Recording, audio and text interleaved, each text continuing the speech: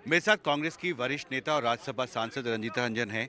एक प्रस्ताव है कि प्रियंका गांधी को फील्ड किया जाए नरेंद्र मोदी के खिलाफ वाराणसी में। आप इसको कैसे देखते हैं? कुछ इंडिया अलायंस के जो नेता हैं वो ये सुझाव दिया है उन्होंने। देखिए, मुझे जानकारी में नहीं है। इंडिया अलायंस की बैठक हुई है और सबको राइट है कि आप जिस भी लीडर को चाहते हैं और जिस भी लीडर को ज़्यादा पॉपुलर और मजबूत समझते हैं उसके बारे में आप अपनी राय दे सकते हैं।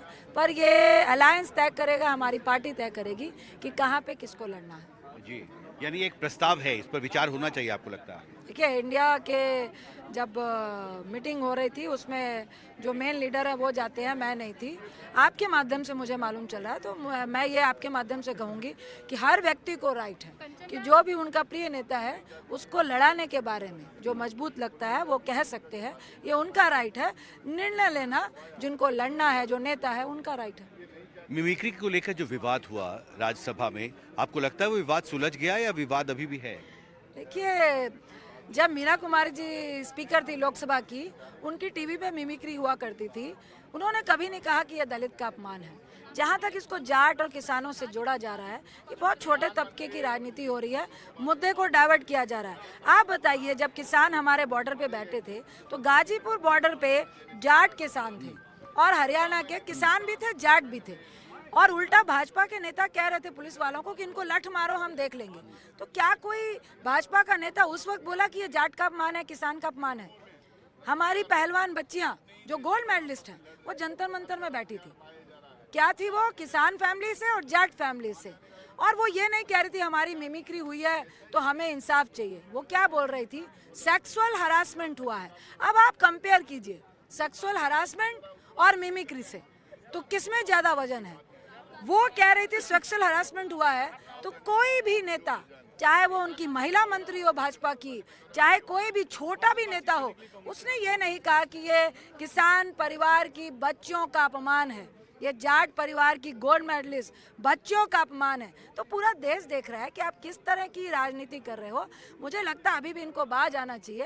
ये जिस तरह से लोकतंत्र की आप हत्या कर रहे हो और जो परंपरा आप बुलडोज सरकार चलाना चाह रहे हो, 71% आप विपक्ष को सदन के बाहर का रास्ता दिखा रहे हैं और 3-3 क्रिमिनल बिल कल जो आपने पास किए हैं बिना विपक्ष की राय लिए हुए, ये बहुत ही देश के लोकतंत्र के लिए बहुत बड़ा आघात है और शर्मनाक है। हमसे बात करने के लिए बहुत शुक्रिया।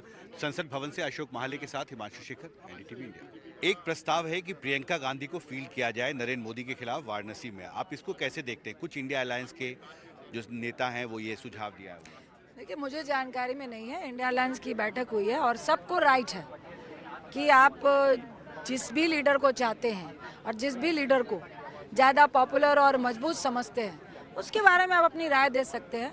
पर ये अलायंस तय करेगा, हमारी पार्टी तय करेगी कि कहाँ पे किसको लड़ना है। जी, यानी एक प्रस्ताव है, इस पर विचार होना चाहिए आपको लगता है? देखिए, इंडिया के जब मीटिंग हो रही थी उसमें जो मेन लीडर है वो जाते हैं, मैं नहीं थी। आपके माध्यम से मुझे मालूम चला है, तो मैं ये आपके माध्यम से कहूँगी कि हर व्यक्ति को राइट है कि जो भी उनका प्रिय नेता है उसको लड़ाने के बारे में जो मजबूत लगता है वो कह सकते हैं। ये उनका राइट है। निर्णय लेना जिनको लड़ना है, जो नेता है, उनका राइट है। मिमिक्री को लेकर जो विवाद हुआ राज्यसभा में, आपको लगता है वो विवाद सुलझ गया या विवाद अभी भी है? देखिए, जब मीरा कुमारी जी स्पीकर थी लोकसभा की, उनकी टीवी पे मिमिक्री हुआ करती थी। उन्होंने कभी नहीं कहा कि यह दलित का अपमान है। जहाँ तक इसको जाट और किसानों से जोड़ा जा रहा है, ये बहुत छोटे तबके की राजनीति हो रही है। मुद्दे को डाइवर्ट किया जा रहा है। आप बताइए, जब किसान हमारे बॉर्डर पे बैठे थे तो गाजीपुर बॉर्डर पे जाट किसान थे और हरियाणा के किसान भी थे, जाट भी थे।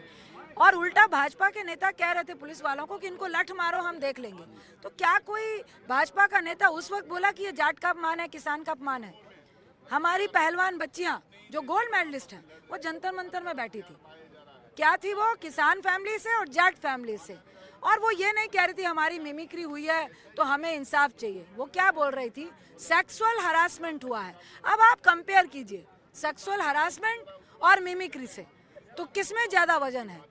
वो कह रही थी सेक्सुअल हरासमेंट हुआ है, तो कोई भी नेता, चाहे वो उनकी महिला मंत्री हो भाजपा की, चाहे कोई भी छोटा भी नेता हो, उसने ये नहीं कहा कि ये किसान परिवार की बच्चियों का अपमान है, ये जाट परिवार की गोल्ड मेडलिस्ट बच्चियों का अपमान है। तो पूरा देश देख रहा है कि आप किस तरह की राजनीति कर रहे हो। मुझे लगता है अभी भी इनको बाज आना चाहिए।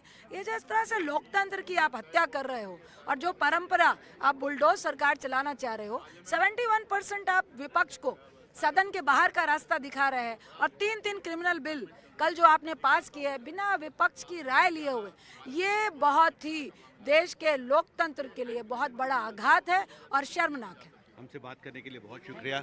संसद भवन से अशोक महाले के साथ हिमांशु शेखर, एनडीटीवी इंडिया।